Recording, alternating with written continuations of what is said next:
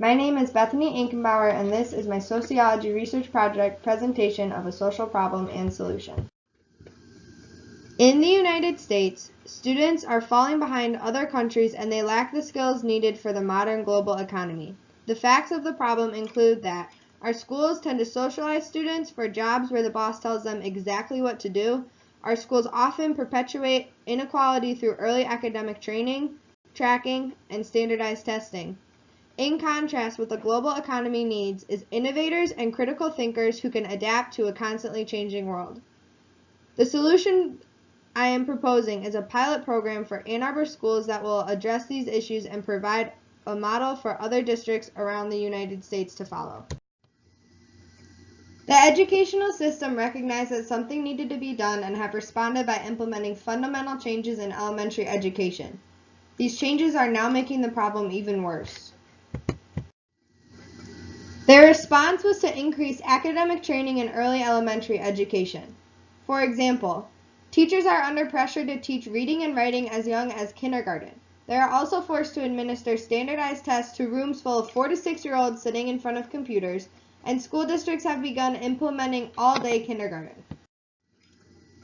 However, early academic training contradicts the giants of childhood development, including Montessori, Waldorf, Steiner, Froebel, and Piaget, who unanimously taught that the natural world is a young child's first curriculum and it can only be learned by direct interaction with things. How else do children learn words such as sweet and sour, rough and smooth? Studies show that early academic training increases the gaps for children from low-income areas that have not experienced as many enriching activities before beginning school. It also increases education gaps as upper-class parents move struggling students to Montessori, Waldorf, or other private schools not available to lower-class families. It can contribute to active children being labeled as disordered and then being medicated. Studies have also shown that it decreases self-esteem and increases anxiety in children.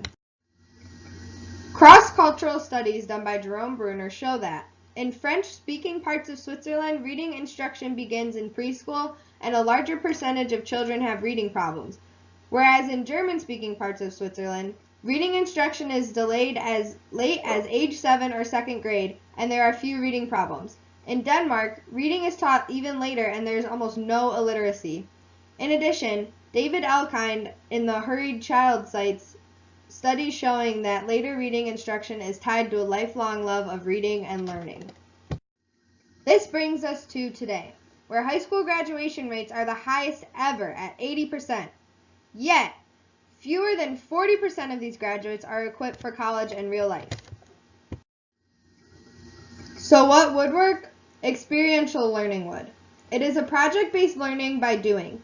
It builds knowledge and understanding, not just transferring information. It mirrors the real world. While it follows methods used for science and innovation, it uses critical thinking and it can separate learning from reading and writing to help those children who develop later, have disabilities, or have diverse giftedness. How can we do this? The pilot program that I am proposing will incorporate experiential learning into elementary classrooms in Ann Arbor, Michigan, by utilizing the Proven Youth Development Program known as 4-H. Why 4-H? 4-H is a holistic program involving the head, heart, health, and hands of a child. It includes mentorship and leadership opportunities. It is inexpensive and comes with complete curriculums already developed that cover hundreds of projects and diverse interests. 4-H program can reduce opportunity gaps, providing learning experience equal to expensive Montessori or Waldorf private schools and following the advice of child development experts. 4-H is developed and administered by over 100 universities across the nation, and it exists in 50 countries around the world. Most importantly, research shows that 4-H has proven and lasting results. In a survey of high schoolers, those who had been in 4-H by 11th grade were 4 times more likely to give back to their communities, 2 times more likely to make healthier choices, and 2 times more likely to participate in science, technology, engineering, and math activities. My proposal is to use the grant money to fund a pilot program in Ann Arbor, Michigan, which will include incorporating 4-H in the elementary schools.